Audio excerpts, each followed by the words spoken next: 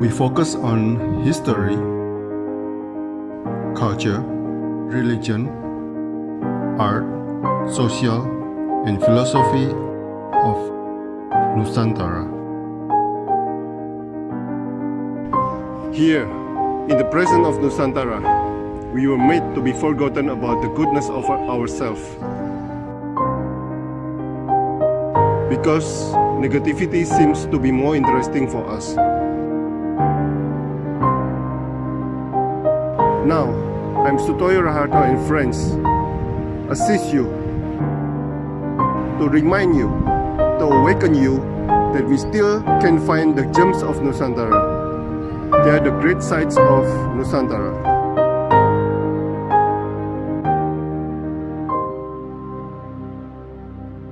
Selamat pagi Mas Denny Kumoro Trisasandi, seorang komposer, seorang musisi, dan juga yang terkenalnya di Jepang itu Kendangers, Mas.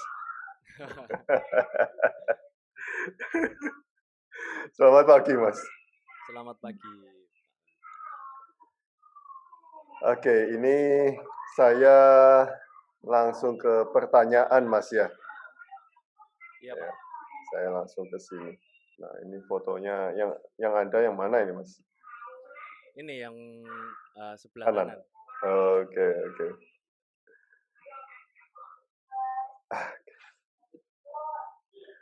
Ketika hasrat kekuasaan memenangkan takdir dari cinta yang seharusnya abadi.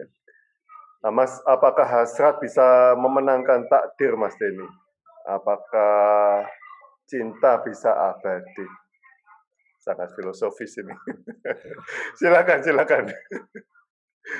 Kalau ya gimana ya, menurut saya pribadi belum tentu untuk bisa memenangkan takdir kita, karena takdir kita semua adalah yang bisa menentukan semuanya adalah Tuhan. Manusia hanya bisa berusaha, dan bagaimana kita menyikapi soal perasaan kita. Lalu hasrat itu kan hadir karena karena ego masing-masing individu kan berbeda. Terus lalu jika kita mempunyai hasrat, apakah harus berharap untuk mendapatkan takdir kita, gitu? Karena kita hanya bisa berusaha untuk melakukan apa yang kita inginkan, begitu. Tapi takdir kita belum tentu bisa kita dapatkan. Kira-kira begitu kalau menurut saya. Nah, tentang cinta, Mas, apakah cinta bisa abadi menurut Kalau Anda? cinta itu, kalau cinta bisa abadi, Pak. Kalau ditanya seabadi apa cinta kita, ya bagaimana kita menghargai siapa yang kita cintai. Sebenarnya simpel sih, seabadi apa itu. Enggak, ya kan kalau di film-film itu cinta abadi itu harus sehidup semati nganti direwangi, seperti itulah. Ibaratnya seperti itu kan, ya simpel saja, kita bagaimana cara kita menghargai, bagaimana cara kita menyikapi apa yang kita cintai, yang kita ya begitulah. Tergantung apa yang kita cintai, Mas ya. Iya. Oke, Mas. Nah, selanjutnya ini, Mas, ini sangat menarik sekali fotonya. Inilah kita sebenarnya menunggu menjadi aktor dan aktris, menyaksikan sebuah peran, Mas. Nah, seberapa dalam Anda menghayati kalimat ini, Mas Denny? Dan seberapa bebas kita mempunyai pilihan dalam hidup kita atau hidup Anda sebagai seorang seniman, Mas? Kalau semuanya menunggu atau nunggu dalangnya gitu. Monggo, silakan. Kalau saya pribadi, sangat aneh dengan istilah tersebut karena, aktor dalam hal apa, aktris dalam hal apa, itu menurut saya sangat, aneh sekali. Karena gini, bahkan, sampai menjadi bahan bercanda di sebuah kalangan. Contohnya gini, "Wah, iki artisnya teko, wah ini artisnya datang," kan itu. Padahal, eee, istilah itu hanya menumbuhkan kesombongan kita, menumbuhkan kesombongan agar kita dihargai mmm, untuk disegani dan lain sebagainya, kan gitu. Menjadi aktor pun harus siap kan, dianggap dianggap mewah, dianggap kaya, dan mampu dalam segala hal. Jadi, untuk menjadi sebuah aktor atau aktris mungkin untuk saya pribadi sangat, gimana ya, tidak amat sangat menunggu, tidak amat sangat menunggu, tapi ya yang pasti memilih berjalan apa adanya saja, gitu. Nah, Mas, saya mau saya mau tanya karena saya juga jarang atau jarang memperhatikan yang ada di kelir wayang ini. Apakah semua muka itu menghadap keluar semua, bukan menghadap ke dalam? Ini Iya, kan apa memang susunannya begitu, Mas? memang susunannya seperti itu, karena memang, wayang memang itu kan di yang kanan kiri ini, yang seperti di foto ini kan disebut simpingan, gitu. Karena memang, di ada yang menganggap yang bagian kanan itu bagian, eee, aktor yang bagus, gitu, yang kiri itu aktor yang jelek, ya. Ada yang Oh, menganggap seperti itu. oke. Tapi memang wajahnya menghadap keluar, kan nggak ke dalam Heeh, ya, Mas, ya? enggak Oh, kalau dimainkan baru ke dalam ya? enggak, karena gini, yang dimainkan itu ada sendiri, yang dimainkan itu ada sudah disiapkan di dekat kotak itu, Oh, di gitu. samping kanan kiri dalang. Oh, oh. Wow, menarik sekali. Jadi kan kita nggak harus menunggu toh, Mas, ya? Oh, enggak harus, kenapa sih harus ditunggu?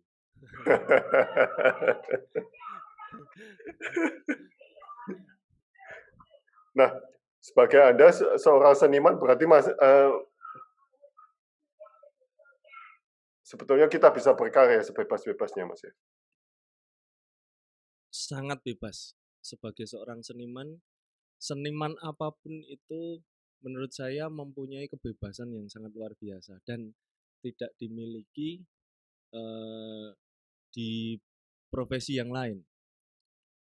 Ya, Tidak dimiliki di profesi yang a lain. True, heeh, ya betul. betul sekali. Bebas kan kita melakukan apapun.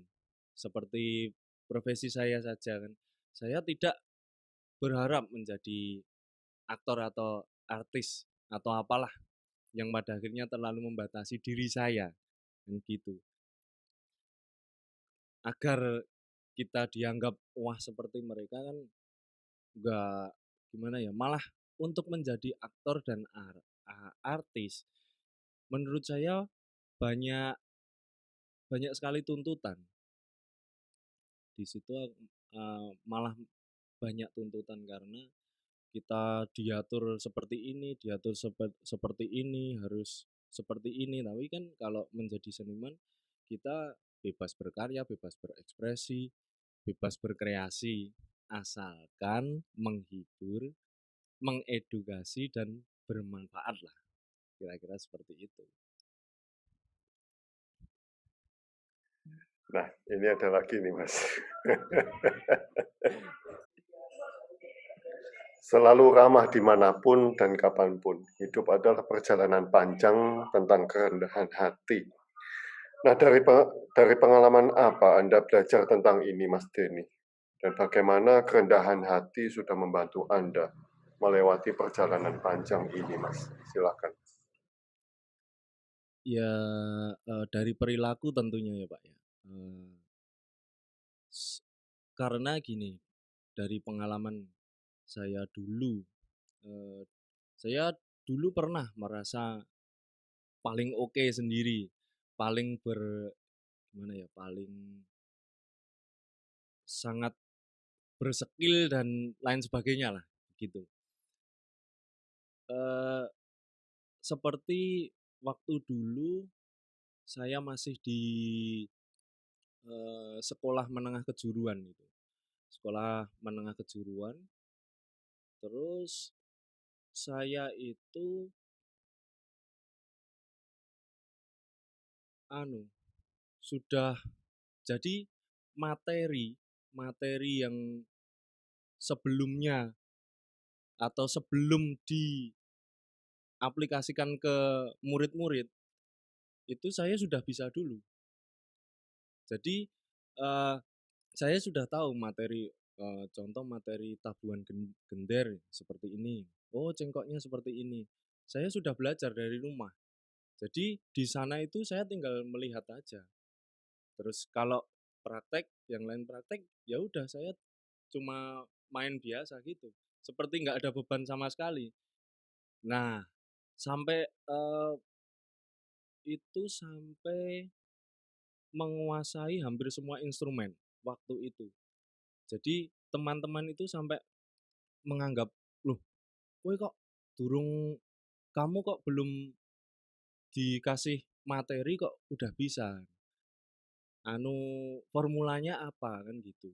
Terus, sampai hal-hal yang kecil aja saya sudah sampai bisa menguasai, tapi pada akhirnya waktu saya masuk di perguruan tinggi di ISI Surakarta waktu itu, eee, saya masuk daftar dan mulai masa perkuliahan, terus saya kira masuk di kampus ISI itu tinggal melanjutkan materi dari waktu SMK dulu, gitu. Lah kok ternyata waktu masuk kuliah di sana ternyata kita ulang semuanya dari awal. Wah, langsung rasane gimana ya, langsung putus asa. Karena, eee, ketika mengulang yang dari awal, dari dasar itu kan gimana ya, eee, membosankan sekali kan gitu. Terus, di situ saya memilih untuk mencari job di luar. Ya job apa ya, campur sari, orjen tunggal, terus wayangan dan lain sebagainya gitu. Terus saya mulai fokus di situ, saya, eee, agak mengacuhkan soal materi kuliah. Nah, setelah saya mulai masuk lagi, saya ketinggalan materi itu. Terus, di situ saya, merasa gini, "Oh, ternyata memang sebenarnya ada bedanya di situ." Ada bedanya dan memang bedanya nggak jauh lah, tapi di situ kalau di perguruan tinggi kan memang di perhitungan SKS, tatap muka, terus gimana prakteknya, kenal karo dosennya apa enggak kan itu. Saya sampai ada yang nggak kenal sama dosen itu. Nah, di situ saya langsung, "Wah, ternyata memang dulu yang sangat, menurut saya sangat sulit itu mengendalikan ego saya sendiri," gitu. Intinya, ya saya itu waktu itu terlalu sombong dengan keahlian saya. Karena sudah bisa dulu, terus menyepelekan, lalu pada akhirnya ya seperti ini. Saya semester 3 putus, putus kuliah. Oh, oh, saya semester 3 putus kuliah. Lalu saya, ya udah mau nggak mau, saya sama teman itu banyak yang menghindar dari saya, terus saya harus, mencari jati diri saya sendiri, bagaimana, terus bagaimana saya mencari teman-teman saya, mendekati teman saya kembali, kan gitu. Sempat seperti itu. Jadi ya, alhamdulillah itu sangat membantu sekali dengan pengalaman-pengalaman itu. Eee, di situ saya mulai untuk gimana saya bisa, berbaur dengan teman kembali, terus gimana saya bisa, mengulangi apa ya, yang dulunya sudah hilang kan sekarang. Nah, menurut saya jadi seperti apa ya, mmm, seperti balasan dari Tuhan itu seperti ini, saya sampai sekarang materi yang dulu itu nggak ada yang ingat. Oh, materi yang sebelum kuliah? Materi yang sebelum kuliah. Ya masih bisa memainkan instrumen, tapi untuk biasanya kan kalau di seni tradisi itu dikasih notasi, itu sudah paham, oh ini, mainnya seperti ini, cengkoknya seperti ini, gitu. Tapi kalau sekarang, aduh ini harus bagaimana? Jadi langsung bingung itu. Oh, sampai segitunya. Sampai segitu. Kalau sekarang sih, alhamdulillah banyak teman, banyak saudara, terus, gimana cara kita menghargai persahabatan, pertemanan, kita menghargai gimana kita, eee, untuk berproses, semuanya harus butuh, karena kerendahan hati memang kita butuhkan waktu proses. Karena gini, ketika di situ kita proses, ada 10 orang, terdiri dari 10 orang yang, eee, latar belakangnya semua adalah komposer. Kalau kita tidak memiliki kerendahan hati di situ, karya itu nggak akan terwujud Iya. karena banyak, eee, apa, banyak perdebatan di situ. "Ah, iki nggak enak, yang ini seperti ini, yang ini pasti seperti itu." Makanya di situ lebih baik mencari ketika proses orang yang entengan atau orang yang mau berproses, terus dia bisa menempatkan diri, terus dia juga bisa sadar diri.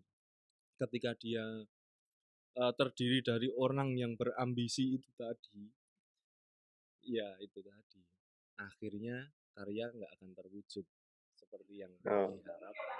itu terjadi sekali, 2 kali, atau berkali-kali di dalam hidup Anda, Mas? Ya hampir setiap proses pasti Oh. ada seperti itu, tapi Oh. tinggal, bagaimana kita menyikapi hal tersebut. Contohnya kalau ada orang yang berskill tinggi, yang lebih tinggi dari saya, umpama lebih tinggi, ya kita gini, oke lah kita carikan tempat untuk dia main di posisi sini. Jadi memang dia nggak, satu karya yang segini itu harus dia isi terus kan gitu. Dicarikan tempat khusus untuk dia main biar dia bisa, eee, terlihat wah kan gitu. Itu sih menyikapinya kalau saya. Oke. Oke, selanjutnya, Mas. Belajar dari segala kekurangan agar lebih bersyukur dari sebelumnya. Bagaimana Anda selalu mengingatkan diri Anda tentang ini, Mas? Silakan.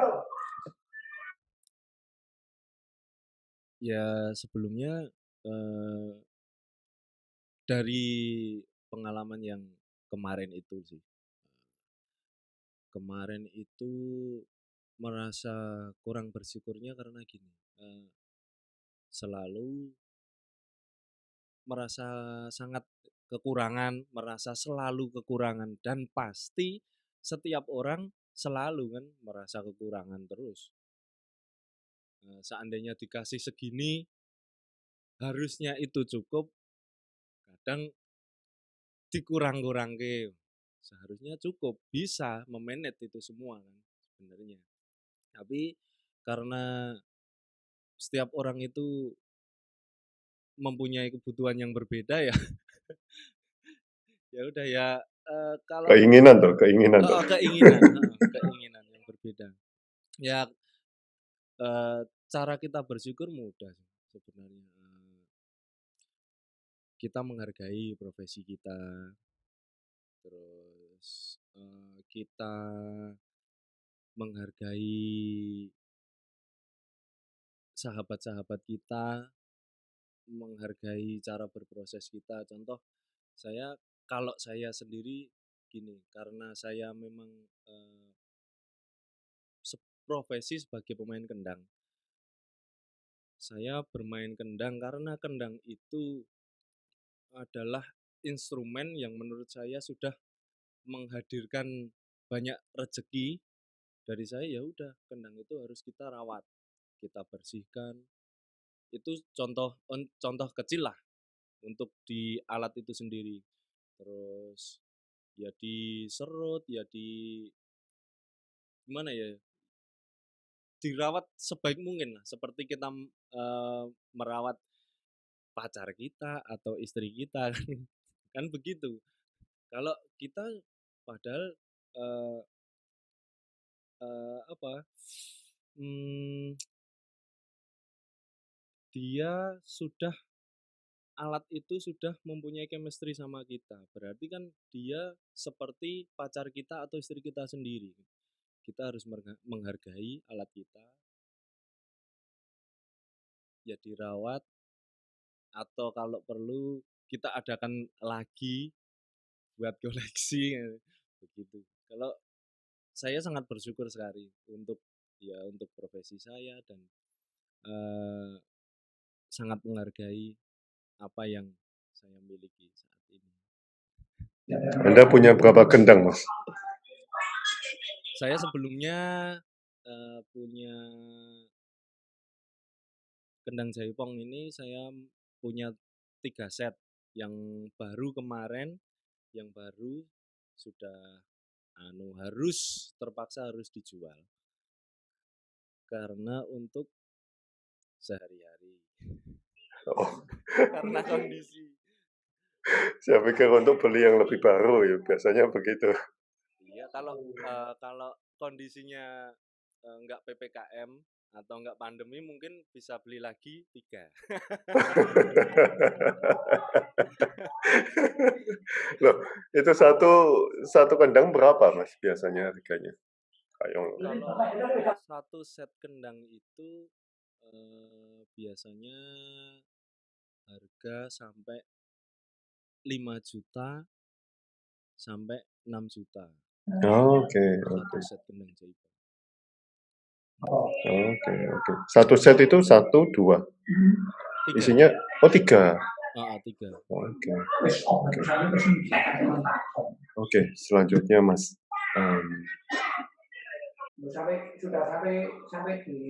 Siapa yang mampu menghargainya karena mereka lupa, Mas? Kasihan kan? Nah, apa yang Anda lihat dari benda yang dilupakan ini, Mas? Silakan.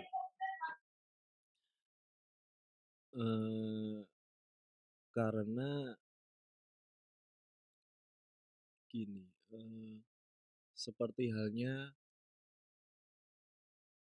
ini kan teplok ya. Saya membayangkan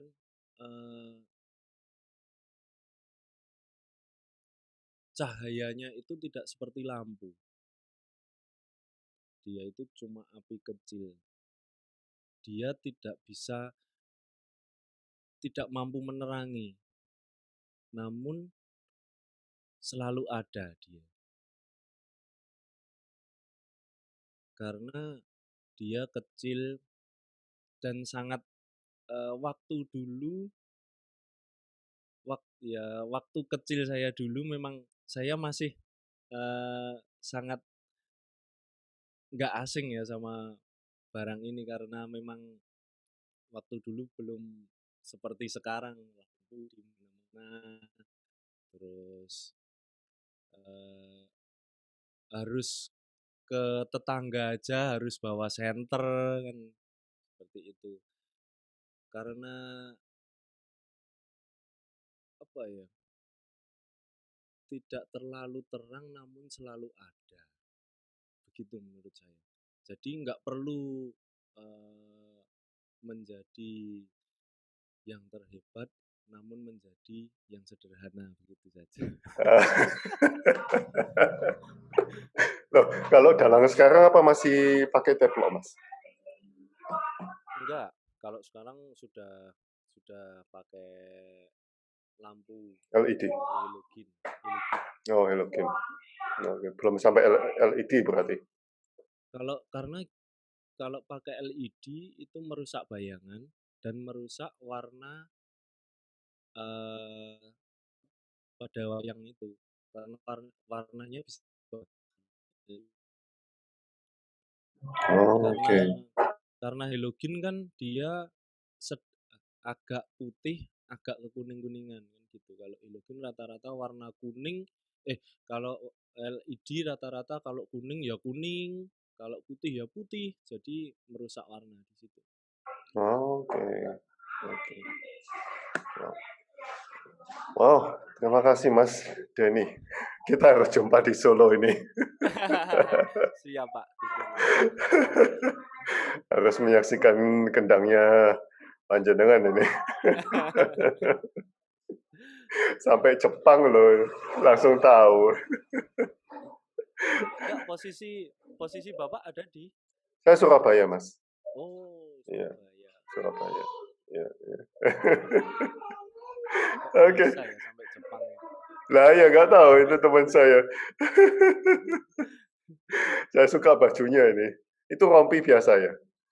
Ini rompi biasa. Oke. Ini sebenarnya kostum sih. Kostum kalau mau pentas gitu kan pakainya kostum ini. Dia bisa simple dia. Bisa dipakai kaos, dalamnya bisa pakai kemeja, bisa kemeja pendek. Jadi luas. Ya, ya, ya, ya. Ya. Ini desain saya sendiri nih. Oh, desain. Oh. Apa tengahnya apa itu, Mas? Nggak kelihatan. Ini tengahnya Oh, oh gitu. Ya, ya, ya. ini cuma begini. Oh. Rasanya enak banget ini dipakai. Nyaman sekali. Ya, ya. Nah, biasanya kan kalau lengan panjang terlalu panas ya. Panas Ya, sekali. ya. Lurik itu ada apa levelnya, Mas? Kualitas yang bagus gitu ada, Mas? Ada. Oh, Kan ada. di sini kan dekat sama Klaten. Di Klaten itu di Medan ada kerajinan lurik itu bermacam-macam dari kelas yang paling murah sampai yang paling mahal. Kalau yang paling mahal ya sampai satu kain itu lebarnya 1,5, panjang 2 meter itu sampai 1 juta ada. Oh, oke. Karena memang benar-benar halus dan tidak panas, sangat nyaman dipakai. Oh, nanti saya kalau mau beli hubungi Mas Denny. Iya. Saya tahunya mesti lurik kalau di pasar itu panas gitu. Makanya Iya saya karena males. itu kan yang murah, Pak. Kalau ini lurik yang kelasnya menengah, kelasnya menengah tapi dipakai udah nyaman. Dan ini rata-rata banyak pemusik yang buat seragam seperti ini. Oh, oke. Oh.